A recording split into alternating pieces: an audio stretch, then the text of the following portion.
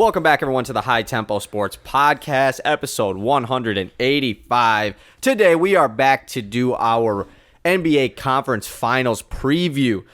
Quickly, we haven't been posting a lot lately, but that is changing. Be prepared for this week. This week gonna go crazy. We'll give you a quick schedule update for what's coming. So obviously, right now, you're probably listening to this on Monday. We're recording this Sunday night. It's about an hour or two after the Boston Celtics had defeated the Philadelphia 76ers, so we know the conference finals opponents.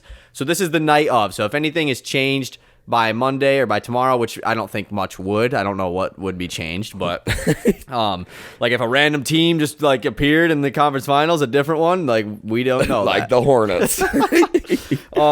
But so yeah, we're doing this episode today talking about Eastern Conference Finals. But we have a very important day as Pistons fans coming on Tuesday, which is the draft lottery. We are going to be basically doing our live, in quotation marks, reaction to the lottery. We're going to record an episode right after the lottery during game one of Nuggets Lakers, which is at 8:30. The lottery is at 8 on Tuesday.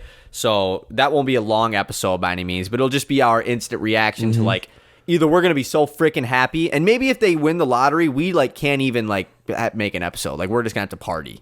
We're just going to have to go get crunk somewhere. Yeah, exactly. Just go crazy. But yeah, so look out for that and that you'll hear that on Wednesday, obviously. And then you're probably thinking dude, the Lions schedule came out. Oh my there's God, Lions yeah. rookie minicamp going on. A big time Lions news just came out. Yeah, you need to talk about that, well, duh, we're getting our boy Booher back on. We've been wanting to have him on, and we figured why not a better time to talk about the Lions schedule, get his input on the rookie, on the draft and the rookie camp. I assume he's been doing a lot of research with that. So that will be happening on Thursday, I believe, right? Yep. And that will come out on Friday. So you got 3 episodes, Monday, Wednesday, Friday, coming from the boys. Bang, bang, bang, back, in your face. Yeah. It's coming. I hope you're ready. It's summertime. Summertime is... everyone thinks that there's not a lot of sports going on, that, nothing to do. Guess what? You got our podcast to listen to because we're pumping them out. And we're going to be doing a bunch of different NFL offseason lists and stuff like we always do. Oh, dude, I can't wait for the return of the lists. I know. And the debates. We got a list today. Yeah, we do. Hell yeah, we do. And it's controversial as hell. One thing we need to make sure we get done this summer is, remember last year we did the ranking every starting quarterback video with Willie, and then it got deleted because we just lost it. Yeah. We need to make sure that comes out because that was so fun last year. We had the Matt Ryan debate. Oh my God! And you were right. I was spot on. And the Russ debate. Did we have a Russ I had debate? Russ really low. I think we all had Russ low though. But I remember the Matt Ryan thing. You guys thought I was you had Matt Ryan bottom 8. Yeah, we were Matt Ryan's good still. And you guys thought I was up a to that lunatic. point He was. Yeah. But obviously, I just nailed the fall off of Matt Ryan. I true. nailed the year it was going to happen. Very true. And now that obviously the draft has happened, we know the starters basically for every team. So that's going to be a super fun episode. Yeah. I can't wait for the summer, man. I love the warm weather. Has got me feeling bouncy. I walk outside and there's a little bit of pep in my step. My heel pops off the pavement. There's alliteration. You've always done that. Yeah, I've done that my whole life. The weird kid who walks around at school weird. I was that kid. Exactly. I was the weirdo. By the way, if you follow us on Twitter or on Instagram, you would know that today Easton met Jim Harbaugh today. What a cool thing. If you saw that on Twitter and Instagram, shout out to you. If you didn't, go follow us on those. Yeah, so for sure. You can find out when we meet crazy celebrity sport people because it happens literally all the time. Yeah, we're actually really close with all of them. I got all their agents on speed dial. We were at a AU tournament in Brighton, which is just outside of Ann Arbor, and apparently Jim Harbaugh's got a nephew who plays in the AU program down there in Brighton. And one of my players texts me bright and early in the morning, "Yo, Jim Harbaugh is here," and I was like, "No way!" And he sends me a picture. I was like, "That's Jim Harbaugh. Get in the car. We're going to the gym." I'm like, "I'm getting there." We took a picture with him, and we walk up, and he's just sitting on the bleachers, most normal guy you've ever seen. Yeah. I mean, he's up and down standing because everybody's asking for pictures, but he was so friendly. Walked right up to him. And my favorite part is that, I said, "How you doing, coach?" He said, "Great. How are you doing, coach?" And the fact that he called me coach, I had made it in that moment. You guys are in the same level. We call each other the same name, coach and coach. We know each other like that. That's first awesome. name basis. Yeah. Basic, When you become a coach, your first name is coach. Exactly, yeah. That's awesome. It was awesome. We got a picture with him. He was super friendly. And even in the midst of wanting to just watch your fourth grade nephew play a basketball game. He was still so cool. The funniest part was watching all the people who didn't know it was Jim Harbaugh. They would just walk right by him, and they had no clue. And you can tell by their faces. Yeah. Even if you like let's say you weren't asking for a picture from Jim Harbaugh, you walk by him, you're gonna kind of look at him like that's Jim Harbaugh still. Like even during the game, he walked across the baseline in my last game, and I zoned out of the game. I was like, that's Jim Harbaugh. Yeah, I mean, like, I was like, he's pretty going cool on the baseline, and so you can clearly tell who doesn't know him because they just act like he's not there, right. And it's hilarious. That's it's pretty so awesome. Cool, so weird, so random. Easton, they had a little conversation. Let's just say that you might be seeing a special guest on the podcast here soon. That's all. That's just keep that in your mind. Special guest incoming. Exactly. All right, let's get into this into our conference finals preview. Wait, real quick. Yep. I've forgotten this for a minute. Shout out my whole AU team. They've all been asking about it. They all want a shout out. Shout out especially Rondo, my guy. Whole AU team's dope. I got a squad full of absolute shooters. Shout out the boys. Yeah, shout them out. Glad they got the shout out. Yeah, finally. They've been begging. All right, let's get into this conference finals preview. By the way, we're going to be doing a list today. Like me and Easton said, we got to bring the controversial list back. We're doing our top 5 players left in these playoffs. So we're going to get into that after we preview these conference finals. So let's get into it. Let's first talk about the Eastern Conference Finals matchup, strictly because this is what just happened today. The Boston Celtics defeated the Philadelphia 76ers. We're also going to be going into the 4 teams that all lost in the second round. What is next for them? Yeah. I love doing that, talking too. about offseason talk and everything. But we'll talk about that after we predict these. But Jason Tatum and the Boston Celtics were in a tough matchup with the Sixers. It was a close game at halftime. And then Tatum just explodes in the third quarter along with the rest of the Celtics. I mean, Jaylen Brown, Malcolm Brogdon, they all were hitting clutch threes. And Jason Tatum scores the most points ever in a Game 7, which was already broken by Steph Curry earlier in these playoffs, but he gets him by 1 point, 51 points. And the Celtics blow out the Philadelphia 76ers in Game 7 on their home court to take on the 8-seeded Miami Heat. We have a rematch of the bubble conference finals on the East and the West side. I mean, we mentioned this the other day. I didn't think it actually would happen. Me either. Pretty cool that it did. It's really crazy that none of them ended up losing in those series. Yeah. Like all the teams that were up 2-1 ended up winning their series. Is cool. It's crazy to think that fraudulent ass ring is like now not fraudulent. It's very fraudulent. Clearly it's not. Yeah. Anybody who said that, you're crazy. So we have, I know the 8 seed in Miami Heat, pretty weird, but this is their third conference finals appearance in the last 4 seasons, which that in itself is crazy. This You could go even further back and go 7-13. I mean, Really? all the way back Yeah. to 2010. Yeah, I guess you're right. If 7-13 credit is Spo, yeah. Yeah, that's crazy. I didn't even 7 think about conference that, finals. yeah. That's a hella. I also just realized that this was the conference finals last year too in the East. Celtics. Yeah, East. because Butler missed. So I guess shot. it's not that big of a deal that it was the bubble one for that. It's more of the Yeah, West. yeah, the West, yeah. But like the Heat and Celtics are back. Miami. It's funny because Miami was the 1 seed last year. Yeah, because that was when Butler pulled up for 3, right? Instead of Yeah. And it was a really good. Yeah, that was a clutch. It was a crazy game. Yeah. But Miami, Boston. Opening odds for this. Boston opens at -550 to win this series. The Miami Heat at +400. The Boston Celtics are the clear favorite to win the championship. I will say too. Excuse me. Boston is at +105 to win the title, which is very, to almost be at even money to win the title is like clear favoritism Big there. deal. Like they definitely think that they're going to. But Boston has been shaky these playoffs. They've, especially in this series against Philadelphia. I think that's why it was such a good series. Because this series could have easily been a sweep though.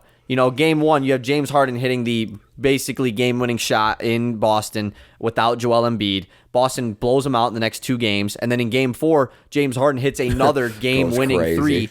Whereas if James Harden misses 2 shots, Boston sweeps. Next thing you know, you're in a Game 7 that was tied at halftime.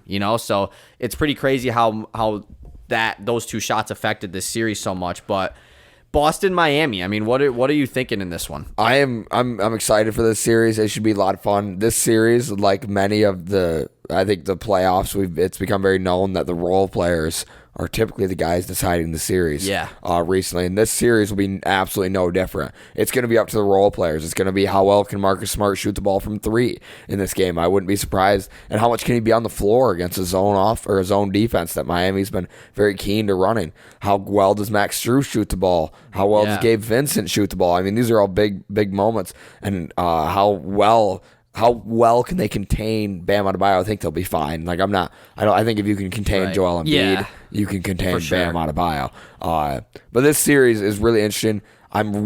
Jimmy Butler didn't dominate New York like the entire series. No one really did. He had a really good series, but like he wasn't doing the 45 playoff Jimmy moments. So he's probably well rested and ready to play again. So I'm excited for that. The stars will shine bright in this series, I think.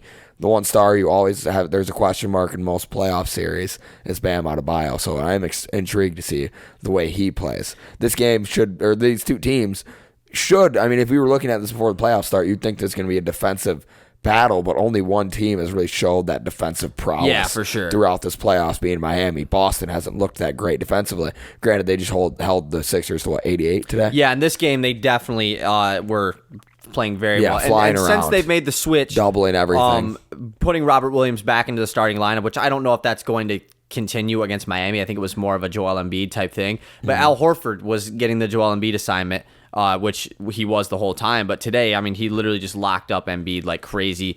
5 of 17 shooting.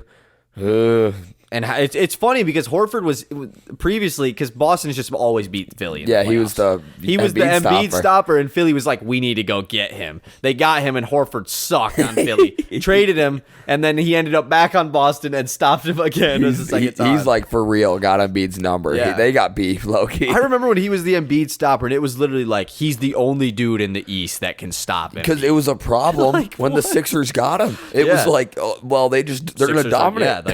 They're never going to lose. How do you beat this team when he's going to drop 50 on whoever's in front of him? They've still not made the conference finals. We'll talk more about Philly in a sec. But yeah, this Miami-Boston series, it's basically a rubber match between these three teams. You know, Miami beat them in 2020, and last year Boston beat them in 7. This is going to be a best of 3 here between these two teams. I think for sure this series goes minimum 6 games. I know Boston is heavily favored, but I just don't see a world where Miami gets punked. You know, like they are going to stay in games. Like you said, in the first series, Miami sucked at shooting threes the whole season. They were a really poor three-point shooting team, which has been weird for them because they usually are a good three-point shooting team. Especially in recent years. Yeah. I mean, they've been they're big on the three-point movement. They're very big into the taking a lot of threes. Yeah, and then in the first round, they shot the ball very well, and that was a key reason why they beat the Milwaukee Bucks. But in the second round, like you said, Jimmy Butler didn't have his like takeover type games, and no one really shot the ball well. I mean, like there was Max Strus had his games. I think game 4 he had a huge game, but like Gabe Vincent had a game or two. Kyle Lowry was pretty consistent, but no one was like just shooting the lights out the whole series like Gabe Vincent and Strus and Duncan Robinson all did in the first series, and they still like did a phenomenal job against New York thanks to their defense. So I think that as long as they shoot the ball at least a little bit better than they did in this last series, which I think they will, I for sure think they put up a fight against this Boston team that has been pretty inconsistent. I mean, I know Jason Tatum had 51 points today, but prior, this was the first game he had a field goal in the first quarter since game 3 of their series. In games 4, 5, and 6, he didn't have a field goal in the first quarter. That's a crazy stat. And Jaylen Brown has been kind of inconsistent as far as the amount of shots he's gotten up. So, and they're bitching. I mean, that locker room is bitching at each other. They're going at it. Yeah. Jaylen Brown's been complaining about touches all playoffs. That's not a good sign. His touches have been weird. Inconsistent. Yeah. And when he does touch the ball, he's a baller. I mean, in the clutch, he's nasty. This is really interesting. My question to you is, I believe the Heat have a huge chance in this game because of what I've seen from who I now believe is the best coach in the league, Eric Spoelstra. Right. Do you agree with that sentiment? That he's the best coach? Yeah, that he's the best coach at making adjustments in the middle of changing the game plan. Probably because, I mean, one of the main things you hear about like how to stop star players specifically is you got to always be switching things up. You know, you can't be giving them the same look every time, which I think that the Heat obviously do a phenomenal job. No one runs zone defense in the NBA. It's not like they run zone the whole game, but like they run a good amount of it. Like you'll see teams like randomly go into it for like a couple possessions. Like the Heat will always go into a zone at some point in the game for a little bit, and they can do it multiple times. And I think you're right. Like, excuse me. Like Ty Lue has always been credited as one of the best, adjustment type of guys where, they're switching up the rotation. But when you add in Spo's ability to develop these random ass dudes that come onto the team, even in this series, to know when you have Gabe Vincent in the first series, who was phenomenal. And then in the second series, like Gabe Vincent's minutes were just like not as much as they were. Kyle Lowry, who we all kind of thought fell off, has been like a really good player for Miami in these series. So yeah, I definitely agree like that he's one of the best. Obviously, I would have to look at everything to say if he is the best or not. But yeah, and there's also definitely not a hot take to say that he's the best. Yeah, I love his ability, like I said, to change and to morph. I think he does an incredible job at putting guys in situations where they're going to excel. And what I mean by that is like he's had multiple guys, even Max Strus, Gabe Vincent for hell, Duncan Robinson, we go back a couple of years. They're probably not, in all honesty, like NBA guys. But I think like Spo is so good at coaching and getting these guys so comfortable at doing what they do best and doing it a lot that they become good NBA players through that. Duncan, all in all, probably isn't a good NBA player, but when you're getting him 8 open threes or 8 good looks at the hoop a game with his shooting ability, he looks like a really damn good NBA player, and I think that goes a long way. Spo does such a good job at doing that, of never putting his guys in those spots where they're not going to be successful. Yeah. He keeps his guys in spots where he believes that they're going to be successful. He for sure puts them in great position to succeed, which is what you should do as a coach, obviously. But in this series, Boston is the heavy favorites. They went to the finals last year. They're up 2-1 on the Warriors. They have this experience. They're a really deep team. They have defenders everywhere. This is an interesting series because Boston is the clear better team, but I do not think that they're this like write it in. They're in the finals, So give me a prediction and what team and how many games. I agree. I don't think Boston is a right-in team. I am going to go with the team that I think has been playing better this playoffs. The hottest team in the playoffs is the Miami Heat to me. This team is scary. You shouldn't want to play them. They are freaky. They play as one unit. They do whatever it takes to win. Give me Miami in 7. Really? I'm going to take Miami to go back to the finals as an 8 seed. This team is that impressive. And playoff Jimmy is a real thing, as much as he doesn't want to admit it. Playoff Jimmy exists, and he's alive. And playoff Lowry has been a real thing this year, too. Yeah. I actually also took the Miami Heat in 7. I really Boston has been good, obviously, but like they've just been. Even in Game 6, like they should have lost Game 6. They have woes. They're up and down. They were just terrible in Game 6. Jason Tatum couldn't make a shot, and then out of nowhere he just bangs 4 straight threes in the fourth quarter to propel them nuclear and win them the game against Philly on the road. Like they should not have even made the conference finals, if we're being honest. But so they've just been a little, especially closing games. I know, like I just said, that they closed that game well, but up to that point, they had not closed games well at all for a team that is filled with vets that have been on multiple deep playoff runs. So I'm taking the Miami Heat in 7. Is it crazy to do that we both did that? Yeah, because obviously they are heavy underdogs, but super excited because this is going to be a dogfight between these two teams. Yeah, and I cannot wait to see like Joe Mazzulla. I can't wait to see what he does in this series. Yeah. This series should be so good. Tatum and Jaylen Brown are under fire. They've been under fire this whole playoff run about their performance. Tatum, before the last game was really called into question of like, is he really that great in these massive moments? And I do think he is. Like I think he's incredible. He definitely is. But like the finals last year, the questions started coming out about Tatum. Right. So I'm really excited to see how he answers all those. What is he going to do differently? We just got to keep both those stars involved and happy. I'm not a Celtics fan. Yeah. I don't like the Celtics. If we're being honest, we low-key wanted Boston to lose this series against Philly, so like Jaylen Brown would get traded. But facts.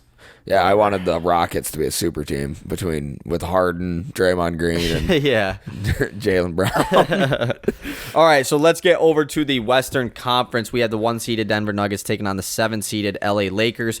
The Denver Nuggets, despite being the 1 seed, open at -155 to win the series. The LA Lakers are at +130. And then just talking about the odds to win the championship, I didn't even mention Miami, so I guess I will. Miami's plus 1,400 to win the NBA Finals, which is that. I mean, that's low. Now, will they win the finals? I don't know if they'll win the finals, but can they make it for sure? Boston, I said, is plus 105. The Lakers are plus 330 to win the finals, and the Nuggets are plus 230 to win the finals. So definitely, close there. Yeah. And this matchup, this series is really close. I was also wondering this too, with there being a 1 seed, a 7 seed, an 8 seed, and a 2 seed. Is this like the highest like total of seeding in the conference finals, like ever? Ever. I see what you mean. Like, because this is at 18. I feel like that's like there's no way, right? I mean, like there probably the only way to do it would be 5-4, 5-4, which is 18. You can't have a 5-4 in the conference finals. Oh yeah, yeah. No, the 18 might be the highest number. I mean, it could being an possibly 8 be. and a 7, and like the fact that a 1 is in it, it definitely throws it off a little. Mm-hmm. Like if the Suns would have made it as a 4, then like this for sure would be. Oh yeah. But the fact that a 7 and an 8 both made it, like that's crazy. That's just like I feel like this has got to be one of the highest. But obviously, I didn't do my. Yeah, research. it's got to be an anomaly. It's got to be up there. Whole for 7 sure. and 8 thing. But talking about Denver versus the Lakers, this is another rematch of the 2020 bubble conference finals. Things were a little bit different then. The Lakers were the clear better team. The Nuggets had come off of a Cinderella 3-1 comeback against the Los Angeles Clippers. And this was the first time they made the conference finals. Jokic obviously was a star still at that point. But things are a little bit different now. The Nuggets have a much deeper roster, even though their roster is very similar to how it was then. Wasn't Campazzo the starting point guard? No, they saw Jamal Murray. That was like hurt? bubble Murray. I thought he got hurt that series. In the bubble? No, he like went crazy in the bubble. Yes. But yeah, this series is going to be super exciting to watch because the Lakers obviously they are also deep as well. Like I think that the Nuggets are definitely deeper, but the Lakers are right there. And this has been a playoffs of role players for the Lakers where, LeBron and AD really don't have to each have 35 each night for the Lakers to have a chance to win. You got Reeves is going to give you 15. D'Lo will he struggled a good amount, but he will give you a 20 piece every other game, every couple games. Lonnie Walker had that game where he really went off. Jared Vanderbilt has been very good. Schroeder's been good. Like the role players have really stepped up for the Lakers to take pressure off of LeBron and AD when they really both didn't have phenomenal series against the Warriors, and they still defeated them in 6 games. But the Denver Nuggets, I think you and I can both agree that they have looked like the best team in these playoffs so far, at least just from how well you've flown through. I mean, I guess you could say Miami, but it's one of those two. I think Denver, though, just especially having the star power in Jokic, have looked like the best all-around complete team and hardest team to beat in these playoffs. So far. It's the way Jokic does it, and I think that's he doesn't. It looks so easy when he's playing the game. Oh yeah, he just is the goofiest looking guy I've ever seen. He finishes all of his layups, all those jump hooks. He just looks like he's flailing it up there and just boop right in the hoop every single time. So it's the way he literally looks unstoppable. Like it looks like I could send whoever I want in NBA history at him, and nothing's gonna happen to him. He's just gonna do that little flaily jump hook thing, or he's gonna skip it to Michael Porter Jr. He has been, and that's you're right. That is what has made, you said, the star power between Miami and Denver. That's where you give the edge. I totally agree. Jimmy does things that are hard and makes them look easy. Jokic, just everything he does looks easy. Yeah. Like he looks like he's making the easy play every time, and it's still just so easy. And you wonder, how can it be so easy all the time? It's so awesome to watch Jokic in this playoffs. I can't wait to go back. I mean, last time we saw this series, AD kind of dominated Jokic. For sure. He AD had him. a phenomenal conference finals in the bubble. I mean, spinning him, dominating him in the post. Too, yeah. He's a great matchup for Jokic. I mean, really, when you look at it, the length that AD presents, the ability to jump, his strength that he has, he's looked amazing defensively in this playoffs. So it's looking like a clash of the Titans. The best right now, the best defender in the NBA who's a center, like currently in the playoffs, versus the best offensive player currently in the playoffs.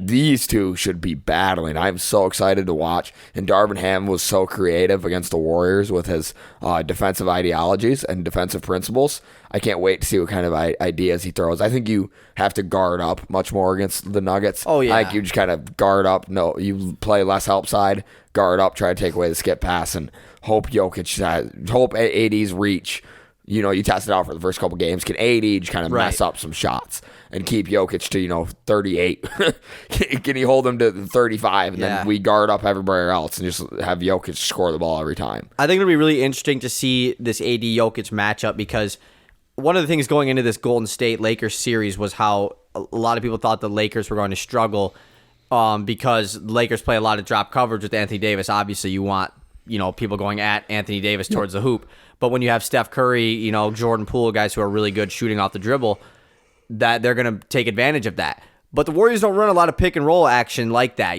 with Curry as the main ball handler. Whereas you had the Denver Nuggets, Jamal Murray, Nikola Jokic pick and roll is like very heavily used. Like an every play thing. Exactly. Like they use it a lot. So it's going to be really interesting because you really can't play drop coverage because, you give Jokic the ball at the top of the key. He's got options for days, especially if he's open. He's going to shoot the three. He's shot the ball really well from three this series. So I think that it's not going to be a lot of like post up, Jokic going at AD type things because that's just not Jokic's game. Obviously he will post up. I'm excited to see the opposite. I'm excited to see how Denver handles the Lakers with Anthony Davis because Aaron Gordon was... I consider putting Aaron Gordon on my freaking top 5 players in this playoffs list, just strictly of his ability to shut down KD last series. He shut down KD and made everyone else beat him.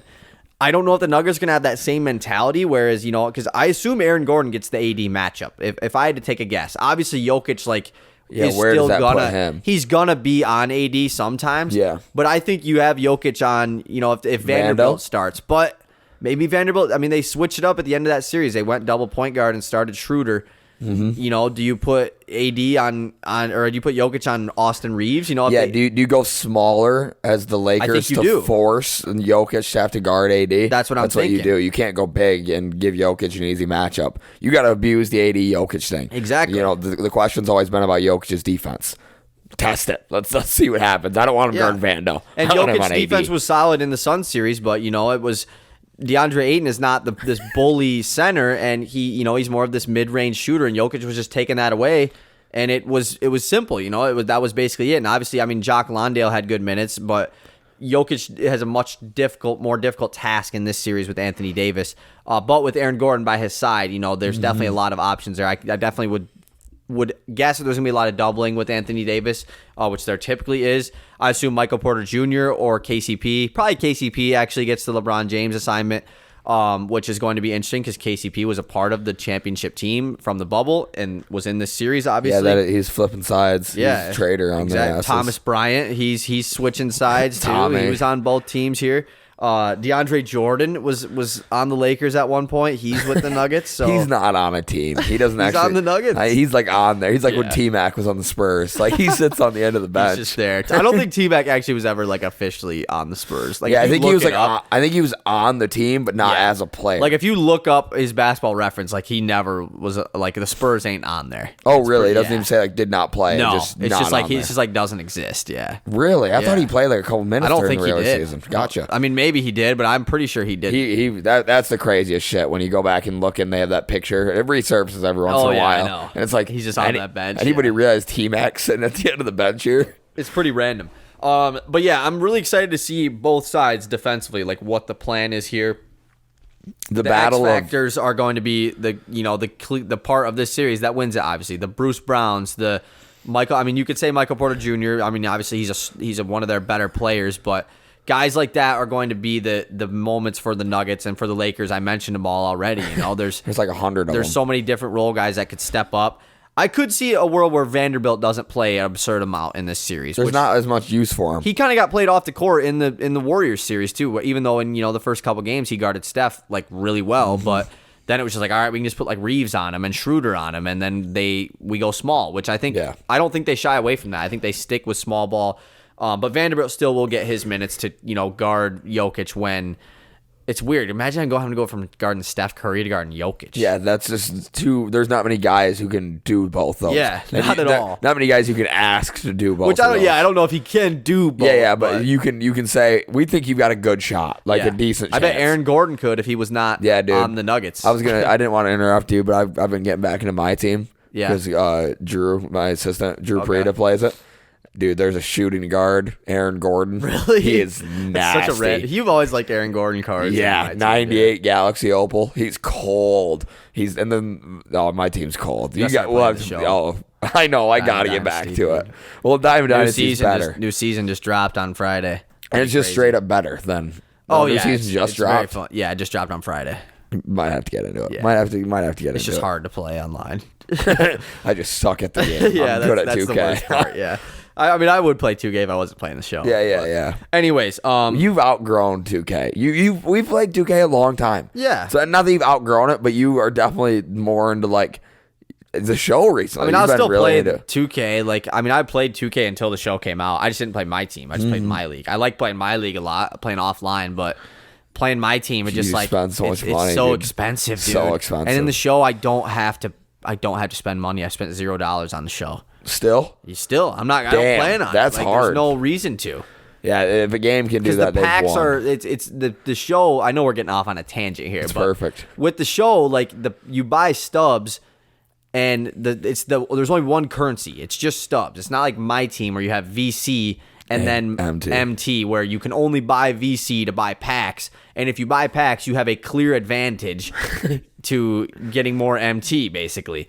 Whereas in the show, if you buy stubs, you're not going to buy packs. You just go buy your player. Because also the packs in the show suck. Like, they're terrible. But that's why I don't Probably buy intentionally, right? Maybe, yeah. I really don't know. But I could also buy stubs to buy players if I wanted to. Why wouldn't you do that? I don't need to, though. Yeah, because you're nasty. Because there's just enough good players in the game anyways. So, Nuggets Lakers series prediction. What are we going with? Man, I've this 5 whole rings for LeBron potentially. I'll tell you what, this whole playoff series, I have been trying my hardest to not let like the LeBron bias show.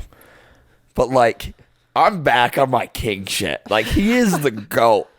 I'm picking LeBron in 7 just because I think it's more logical. I'm picking the Lakers in 7.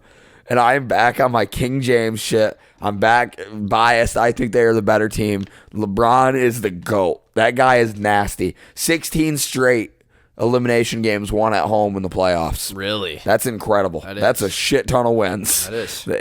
He is unreal. Shout out LeBron James. He had like, 28, 8-8 in the closeout game. Really good game. Dude's a dog. He had 30, yeah. Dude's a dog, and he does it so quietly now. It's just in spurts. Oh, I'm going to play hard for this 5 minutes, and then Austin Reeves is going to give you the work for the next. I'm going to give him the ball every time. Like, he's not even thinking about it. Is he the coldest dude, like, ever? Like, he is. I don't know if he's the coldest ever, but he's nasty. I think the coldest to ever do it or whatever. yeah. The coldest Crawford. This is tough because, like, I want the Lakers to win. I'm rooting for the Lakers to win.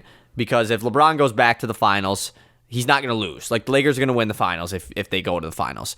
And if he wins another finals at 38, 5 rings, he's the GOAT for sure, which people are still going to say he's not the GOAT. But if you can't admire what LeBron is doing right now, not if you're a LeBron fan or a LeBron hater, anybody, if you can't like see what LeBron it's not just, I can't say LeBron, but just like, see what he's done. It's a the done fact thing. that he is back in the conference finals after this Lakers season was how it was all year, and then they turn it around. Obviously, they had a phenomenal trade deadline, which clearly helped them a lot. But the fact that he is in the conference finals again with a plus 130 odds to get into the NBA finals is just like, it is so wild that LeBron is still doing this, man. Yeah, dude. And Skip Bayless said he would jump him into like number 7 on his all-time list if he wins the ring. I'm happy that he gets that honor of being number 7. Anyway, like, it's so weird that you're prepared for that. Like, yeah, if he wins, he'll move to 7. But if he wins this series and loses in the finals, he'll go to 8. Yeah, he said he has the chance to jump Larry Bird. Wow. No way, dude. Slight chance. Yeah. No, you're totally right. LeBron is for real. Like, he's the guy. The fact that his first finals was 2007? Yeah. When he got swept by the Spurs. It is 2023. There are people who got their driver's license in between that time. 16 years from 2007. There are people who are getting their driver's license. That is an insane amount. Think about how long it felt like until you got your driver's license. It feels like you've been driving forever. With your first 16 years of life, that was a long time before you could drive. It's whole like 16 years full. full. That's, I mean, over a fifth or over 4/5 of my life. It is unreal that LeBron is still doing it. I totally agree. If you can't appreciate it, like if you can't just like see exactly what's going on, you're crazy. Yeah. He's the man, and However, it's incredible. Even though I'm going off on this LeBron tangent and I want the Lakers to win, the Denver Nuggets are the best team left in the playoffs right now. And I think that the Lakers have a good matchup against the Denver Nuggets. But if I'm being frank, I think the Phoenix Suns might have had a better chance of beating the Nuggets than the Lakers do. I'm going to take the Nuggets in 6. I'm giving the Lakers 2 games. I don't want them to get swept. Could they get swept? It for sure could happen. I don't think they will by any means. But I'm taking the Nuggets in 6. I'm rooting for the Lakers for sure. And if the Lakers don't win, I'm not going to be all like, darn, like I want them to win so bad, like, but. Is that usually how you react when a team you're rooting for? Like okay. being sarcastic. But yeah, I'm taking the Nuggets in 6. But, I mean, we don't have much left of this LeBron doing this, like probably 3 years max of LeBron in the NBA. Just admire what he's doing right now. Don't nitpick every single thing he does. Don't say when he has a bad game, be like, oh, he's washed. Like, he's 38 years old and he's still doing this, man. Mm-hmm. It is just an awesome thing that when he is gone, you're going to be upset that you hated on him so much. You will be. It'll be the same story. Same old story it always is for these guys. They hate him, like even the Michael Jordan thing. People hated him when he was in the league. Yeah. People loved him 7 years after.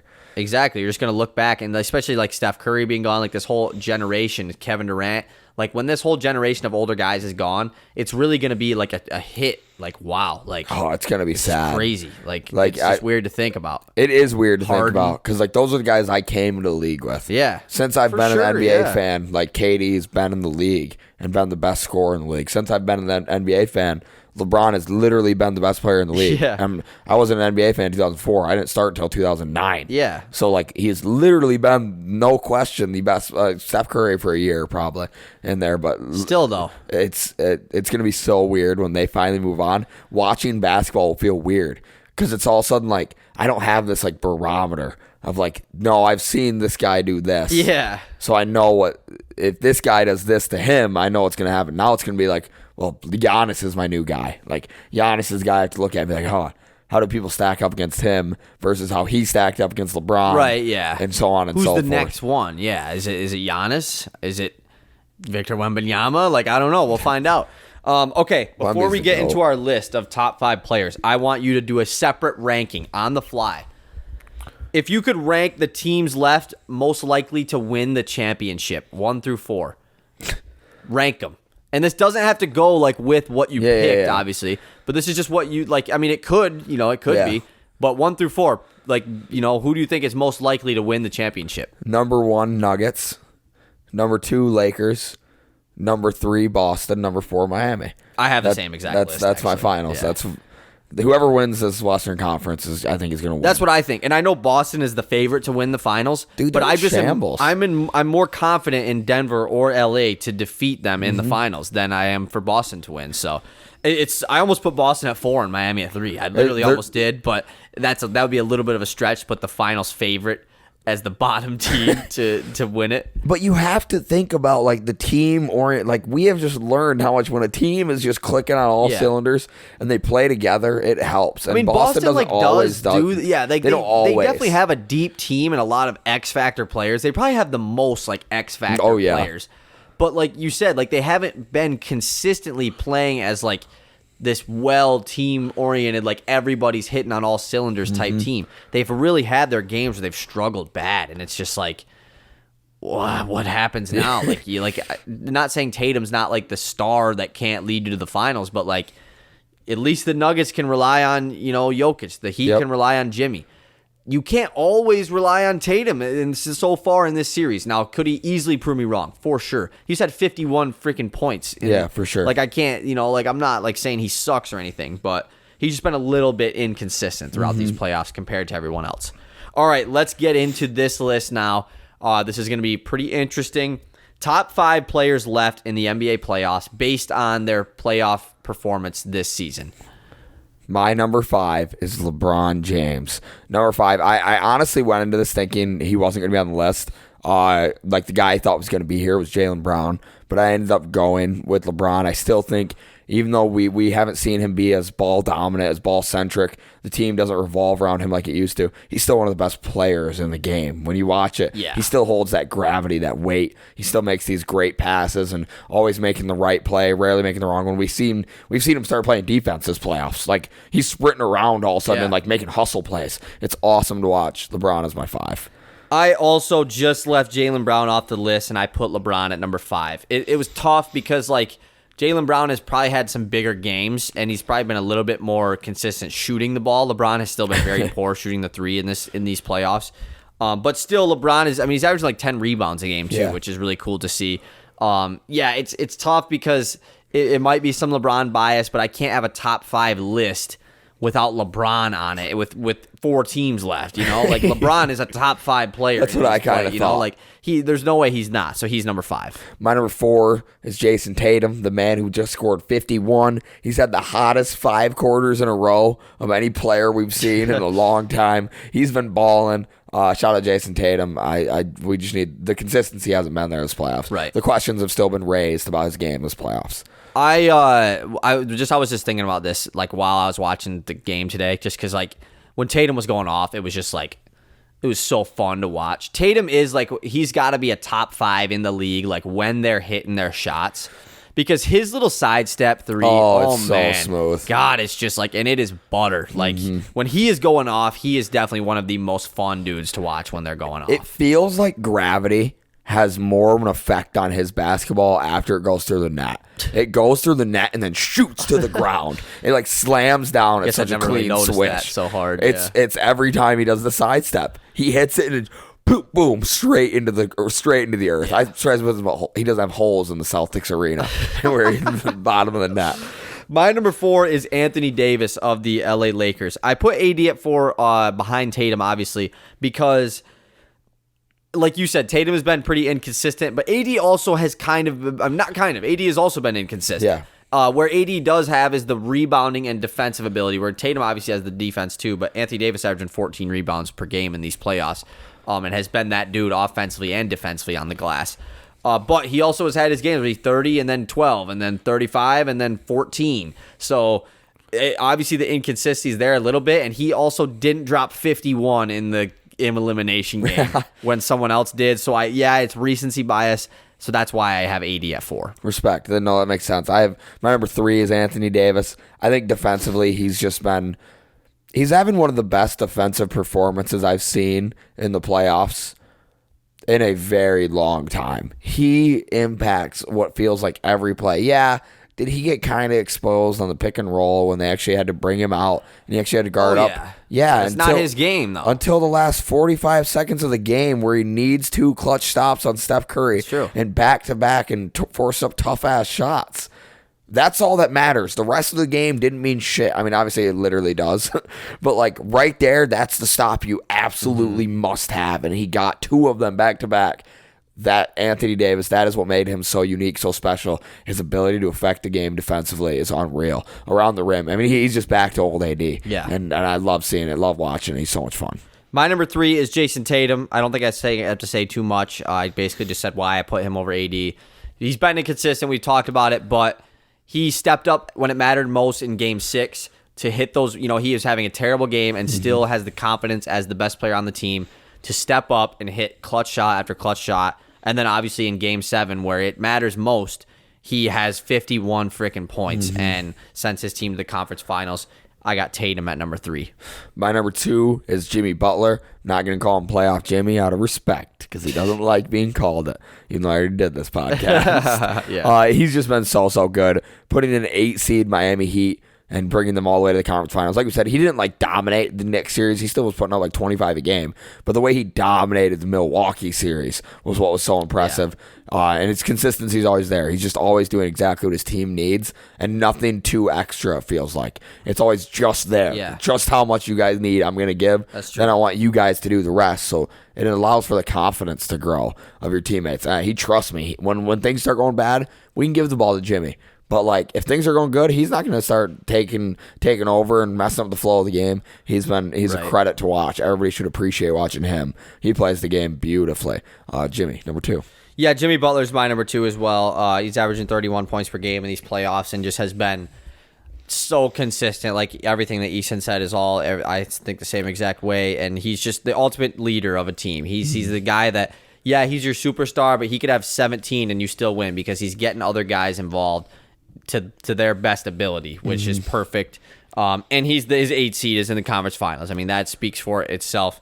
Jimmy Butler is in my number 2. Yeah, we both have the same. My number 1 is Nikola Jokic. He's just been so dominant. Like I've talked about it in the podcast. He's just incredible. He looks unstoppable right now. You're wearing the shirt, so I'll let you give more of your deep dive. Yeah, I had to wear the shirt.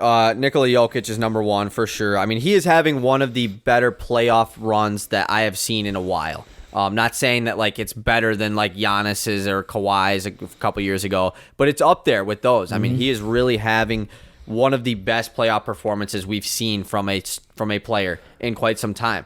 He's averaging 31 points per game, 13 rebounds, almost 10 assists, shooting 55% from the field, 48% from 3.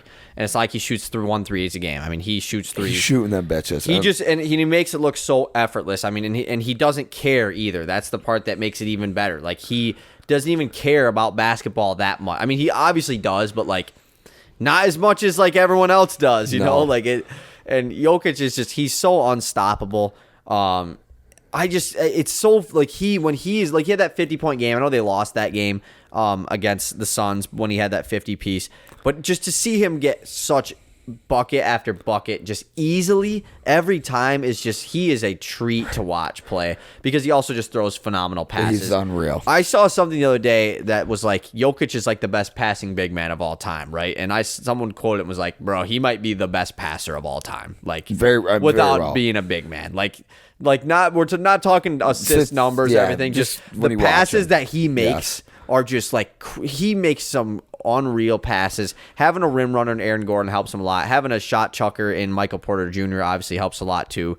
Jokic has just been phenomenal in these finals, and I love that he did it in the year that he didn't win MVP because it might have been a pressure thing. I mean, I don't think he personally feels the pressure, but the previous 2 playoff runs, he underperformed in the playoffs for it being an MVP. And then we have Joel Embiid in these playoffs won the MVP, underperformed in the playoffs, where now Jokic isn't, and he has stepped it up in the playoffs and is definitely shutting all the haters down for sure. What he is doing, you need to watch if you have not yet, because this is a great individual performance he has done in these playoffs. Yeah, the MVP curse might be real. I don't think it's. I mean, Giannis, didn't he win it as an MVP?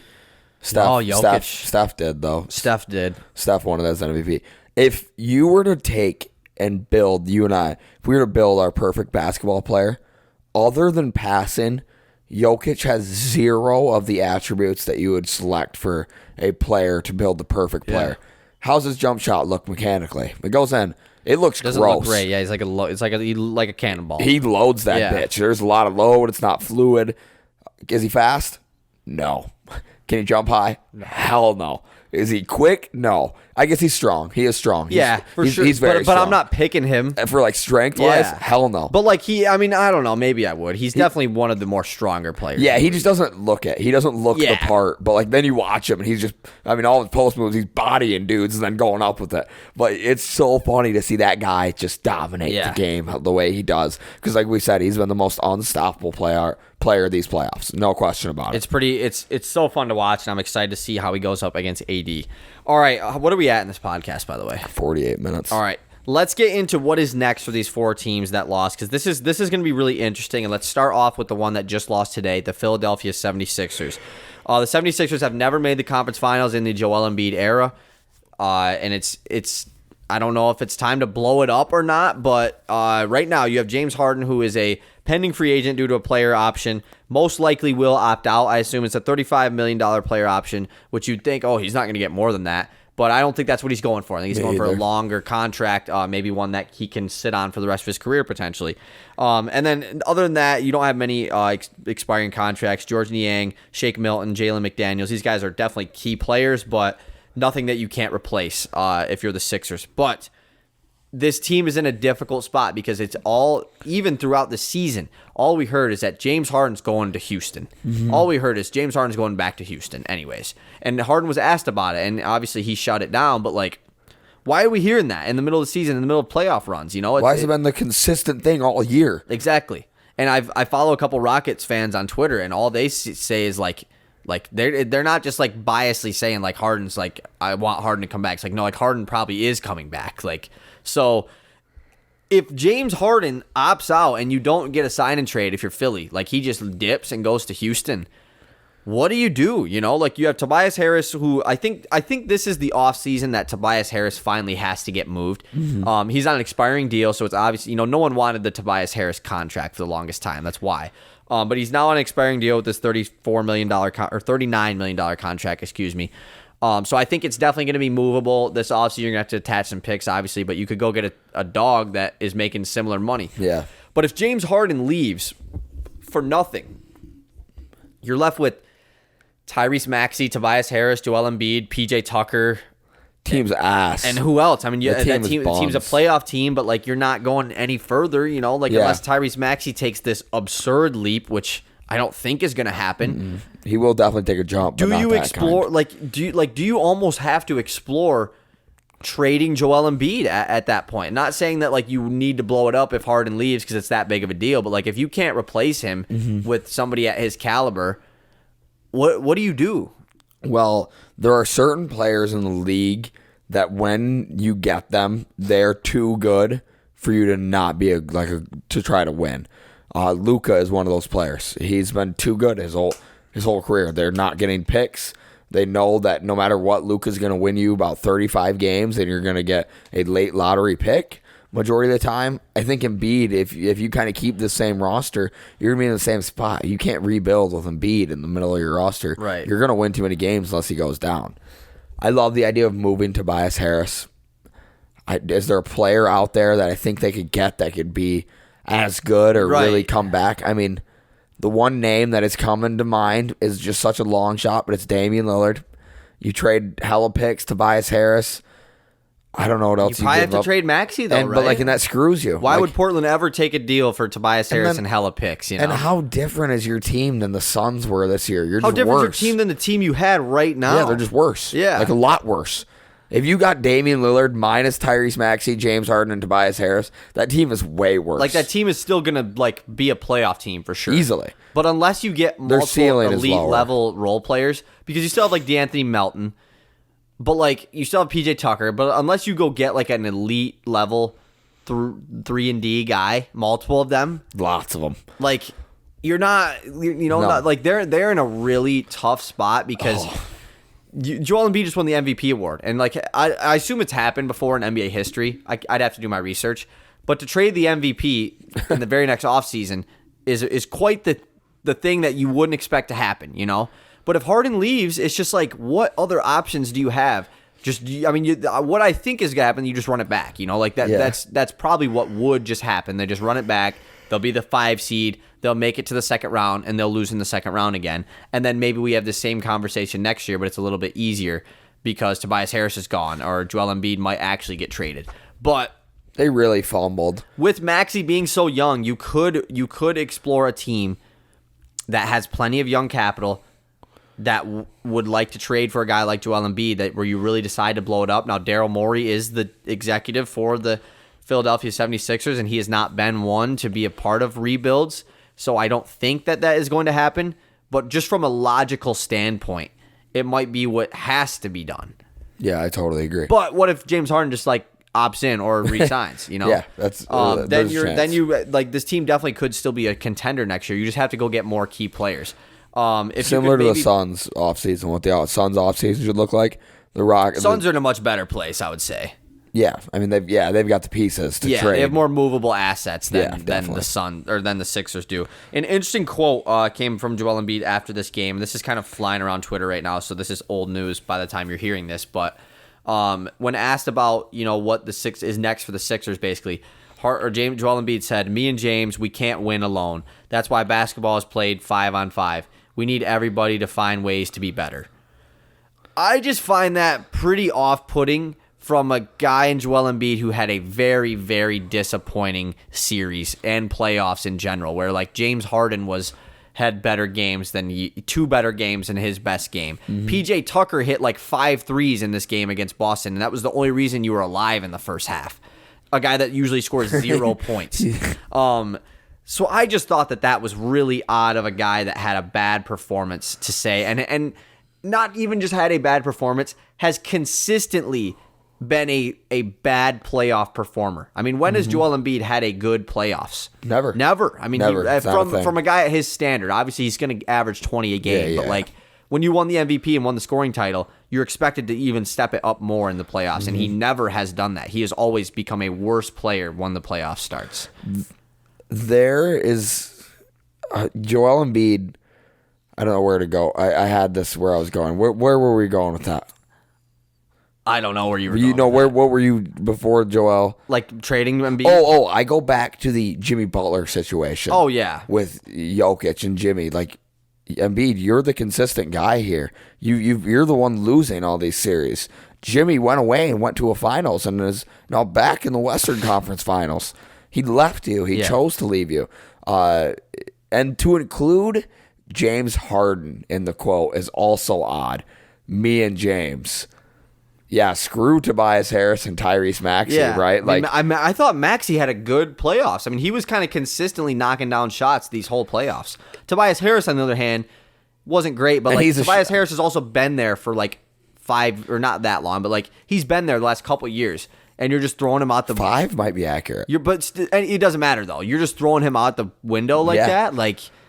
That just is kind of messed up, It's whack. It's whack. And I don't know. He could have been talking more about the system, about like, well, the James Harden, like the system isn't working. What we are actually trying to do on the floor isn't working, rather than the pieces aren't working. He could be saying like, we can't be running the ISO pick and roll with me and James all the time, because that is 5-on-2. I mean, but him saying everyone else needs to find ways to be better.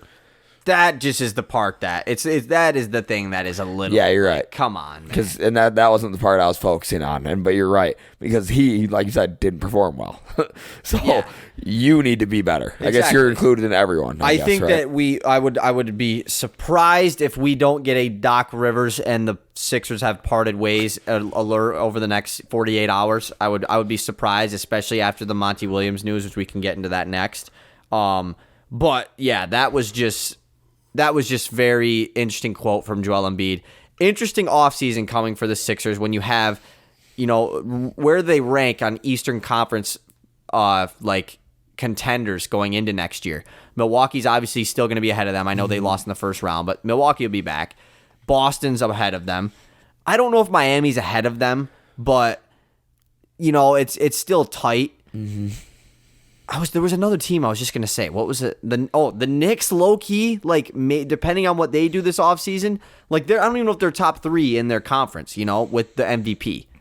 What do you do at that point, Okay, next team. The Phoenix Suns. The Phoenix Suns are in a weird spot because they traded away all of their role players to get Kevin Durant, and Kevin Durant and Devin Booker looked good for most of the series, and then they get punked in Game 6. On their home court and get blown out. They don't have many free agents that are too important. Josh Okogie, Jock Landale, Terrence Ross, Damian Lee, and TJ Warren, who all played a lot for this team, but all those guys are definitely replaceable. I think Josh Okogie will probably be on the top of that like bring back list for the Suns. But we know 2 guys that are likely, not likely, but have a chance to be moved. And that is DeAndre Ayton and Chris Paul. Looking at their remainder of their contracts, DeAndre Ayton signed a contract with the Suns last season, or at least they matched the offer that the Pacers offered. He has 3 year, $100 million left on his deal. So that's, it's an expensive deal, but you have flexibility with the contract to come get more guys. And then Chris Paul has 2 years, $60 million left, with the second year being non-guaranteed and the first year is partially guaranteed. So. Mm-hmm. The Suns are in an interesting spot because they fired Monty Williams, and apparently this was all led by Matt Ishbia, made this decision to let go of Monty Williams, which is quite interesting. You don't see the owner kind of step in and do as much as Matt Ishbia has done very often in the NBA. It's more of an NFL thing where the owner kind of takes ownership and does whatever they want. You don't see this much in the NBA, which is surprising, especially with Monty Williams being coach of the year. I thought that it would be more of a, since Monty Williams and Ayton were two guys that butted heads. Maybe it's just like we get rid of Ayton, we're with Monty. I think Ayton probably still gets moved, but a shocking move to think that there's somebody out there that is better than Monty Williams. That would make more sense than to just keep him. But what's next for the Phoenix Suns? It's definitely moving DeAndre Ayton. Since the NBA Finals, everything has been downhill for the relationship between DeAndre Ayton and the Suns. Down 30 on their own home court, he is on the bench laughing, smiling. That's a guy that can't be in your organization. You're not going to win having an integral part of your team not give a shit. I don't know who DeAndre Ayton is as a person. I don't know anything about that. But the way his attitude has been towards the Suns and the organization has been terrible, and I think it's both ways. They haven't shown confidence in him. Even after his great finals run. He had a really good finals run. He did. That whole playoffs. We were talking about how great DeAndre Ayton looked in that. Since then, even then they didn't have the confidence because they didn't extend him right away. They took so long to extend him, didn't even offer him a contract, waited to see what the Pacers were going to sign him for, and then went, actually, no, that's a good enough deal. We'll sign you for that. I think it was more of just we have no other option than to match that contract. Dude, it didn't even matter what it was for. It is totally time to move on from DeAndre Ayton. But what does that look like? Exactly. I don't know what is the market for DeAndre Ayton. Obviously, there's going to be teams out there that still see something in DeAndre Ayton. But seeing what has just happened with Phoenix it's a red flag for any team that wants to trade for him who has 3 years, $100 million left on that deal. I think it's going to be much more difficult to move him this offseason than it was last offseason. I know the Pistons was a team that was previously interested in him. I remember that. I would assume that we're not, now that we have Jalen Duren and potentially could get Victor Wembanyama and have James Wiseman and have Isaiah Stewart. Loaded butt. You never know. Troy Weaver, he loves his bigs. I really hope we don't trade for him. But Indiana, they're out of the picture. They gave Miles Turner the bag, who had probably the best year of his career this past year. He's better. They are thanking a lot of people that they didn't end up signing DeAndre Ayton. I mean, Miles Turner is definitely a better player than, if you're the Phoenix Suns, you'd love to have Miles Turner right now.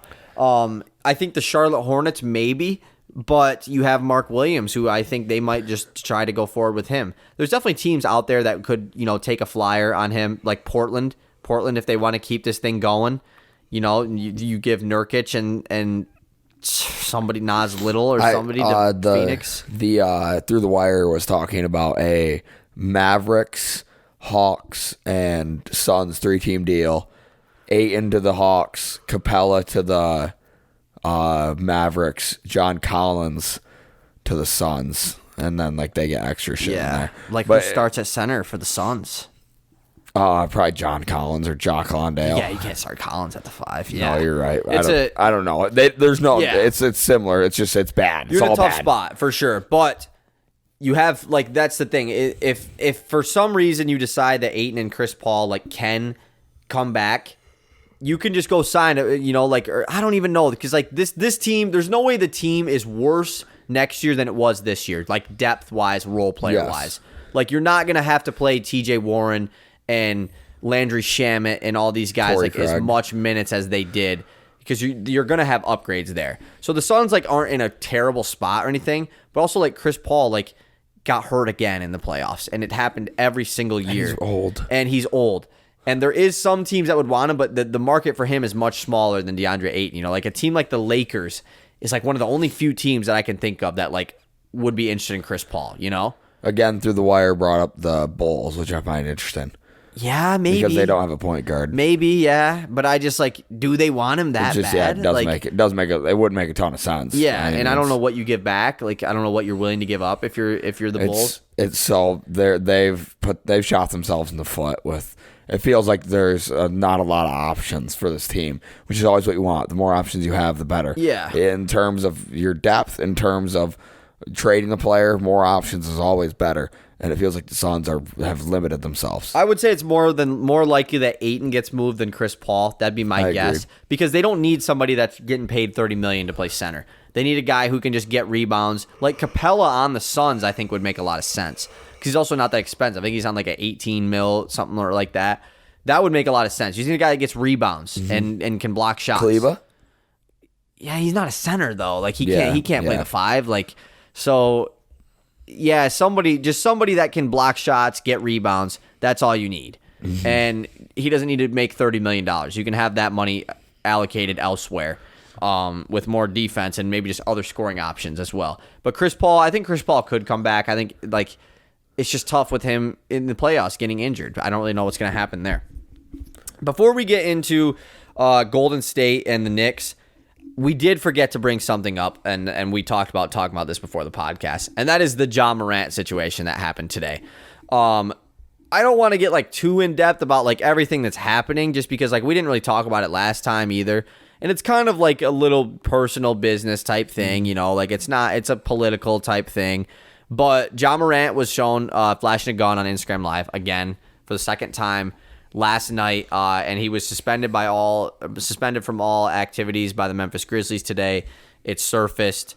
Woj says that he's likely going to face a lengthy suspension. I don't know what that means.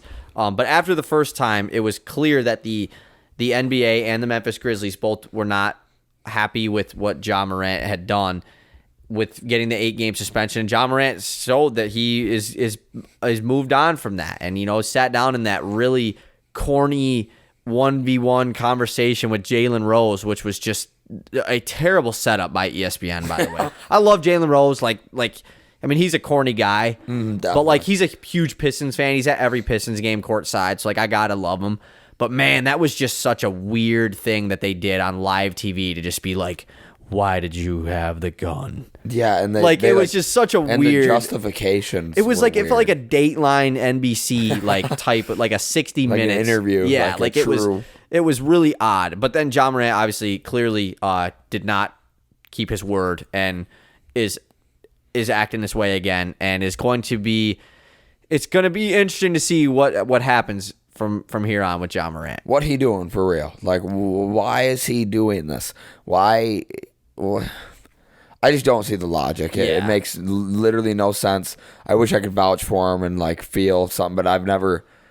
I don't know. Me and him live different lifestyles. Yeah, clearly. Exactly. So I don't know what's going on through his head. But and like I have seen the perspective where like some people are like, you know, like what Ja Morant is doing isn't illegal. It isn't. It isn't a requirement to be this role player, or not role player, model. To be this role model as an athlete. It's not a requirement. It's just an expectation, you know? And it's like, I saw someone say, like, if Ja Morant doesn't care about his Nike deal and doesn't care about all these endorsements and doesn't care about being a role model, then why should everyone else care? Which, I don't know. I can see that perspective, but when your employer clearly does not like that, that's when it's like, okay, like it's much more than that, you know? It's when the team that you play for has a clear negative response to that type of behavior, something's got to give, you know?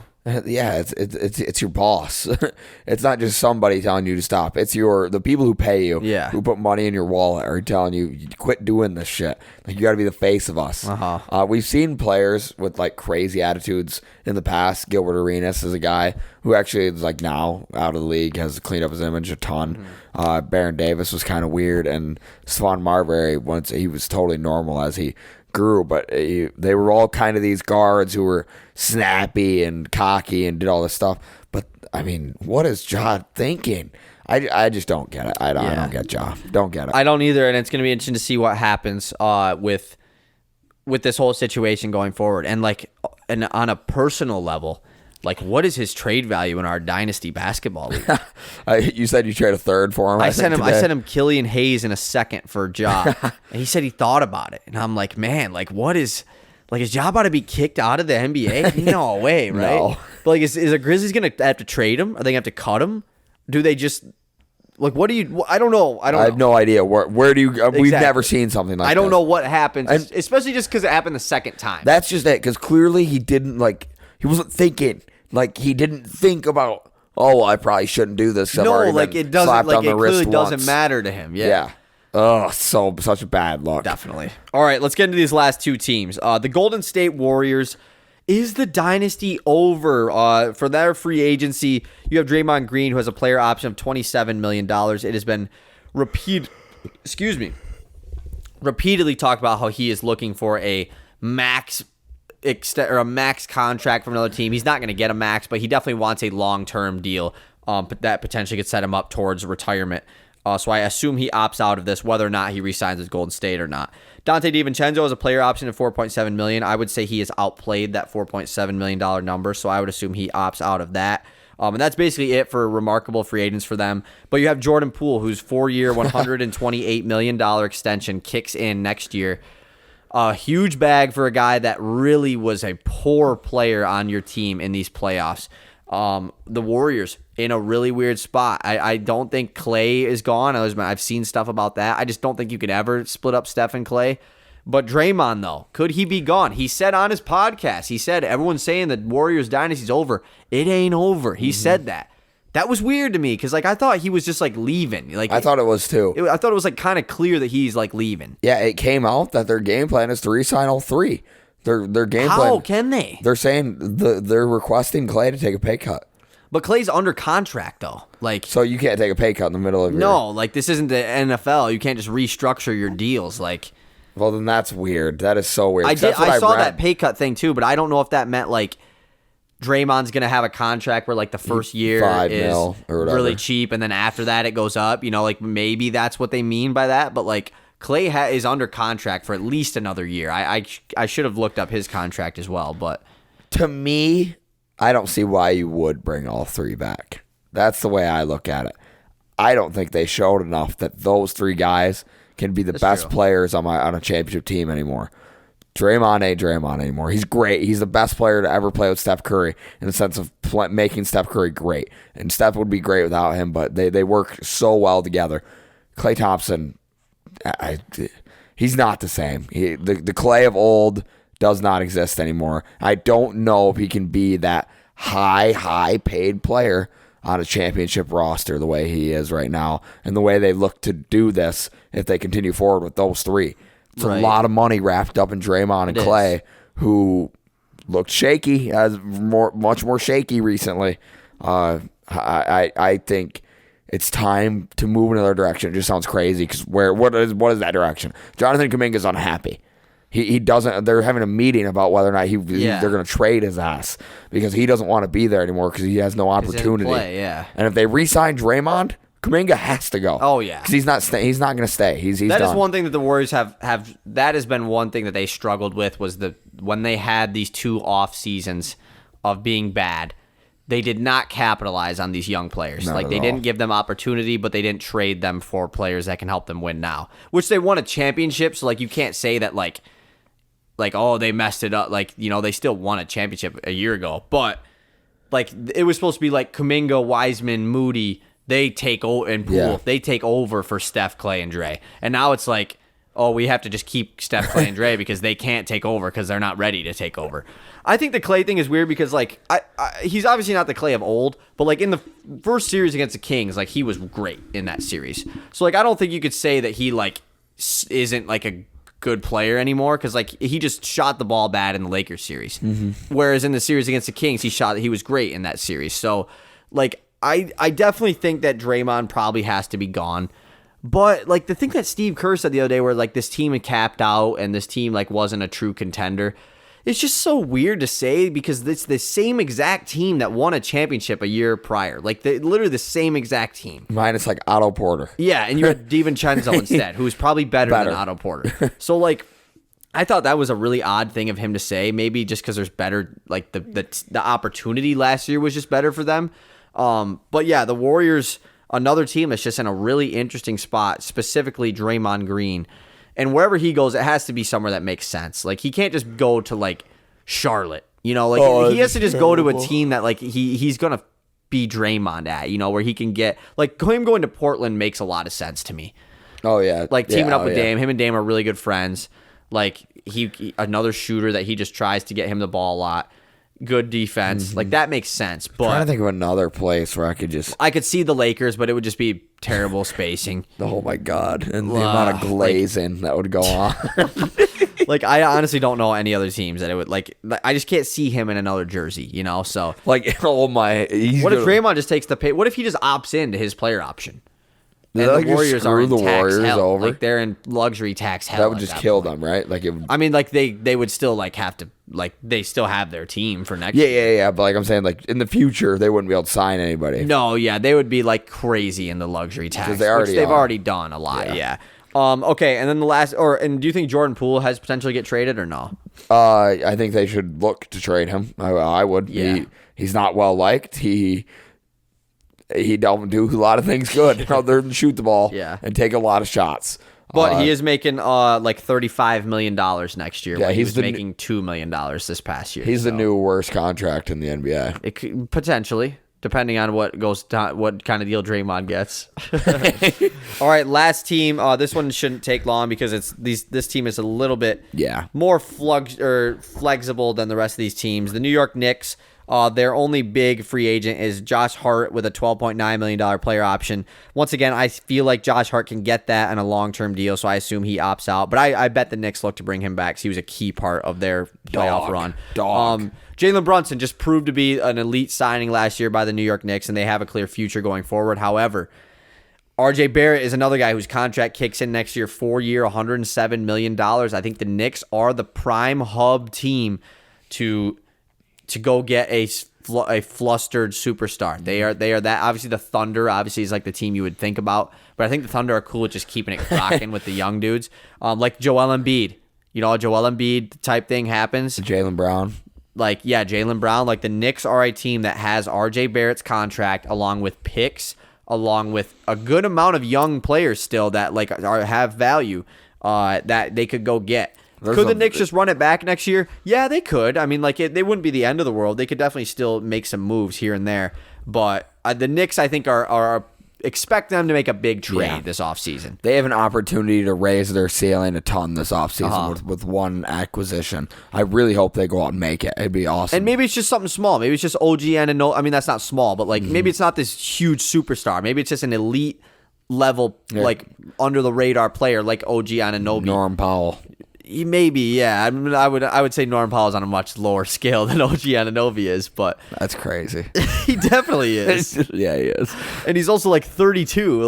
But he would work on the Knicks, score the ball for him because they need that shit. Sign Norman Powell for $8 million in free agency. Yeah, my other guy was Gary Trent Jr. Just those three. Those three guys are all connected. The Raptors, all guys who are just connected. Yeah, Gary Trent's a free agent. Maybe they could go get him, but yeah, we'll see what happens with the Knicks. So that's basically it. All right. How much time is left in this? We got to do one more thing before we're done. We got time. How much time are we? 1:16. All right. Before we go, like I said, the NBA draft lottery is on Tuesday. The last two episodes we've done a tankathon, and the Pistons have gotten screwed over in both of them. Low-key, I want them to get screwed over a third time so that when that actually happens, we win. Because this is basically the same thing as they do for the lottery. It's no different than this. It's none. They could do this. It's just this could be the lottery. If they wanted to, they could click a button and figure it out. Let's get into it. Sim lottery. 3, 2, 1. And the Pistons once again get screwed over. Go. Pistons fall to pick 5, the lowest that we could fall to. Again. I think they fell to 5 in all 3 of these. The Spurs get 1. Portland jumps up to 2. Charlotte gets 3. The Pacers jump up to 4.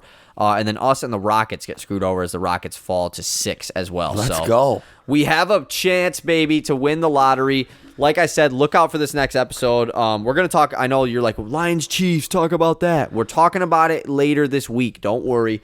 But yeah, look out for the more episodes coming this week. Draft lottery Tuesday. Go Pistons. Go Tigers. Bye. Bye.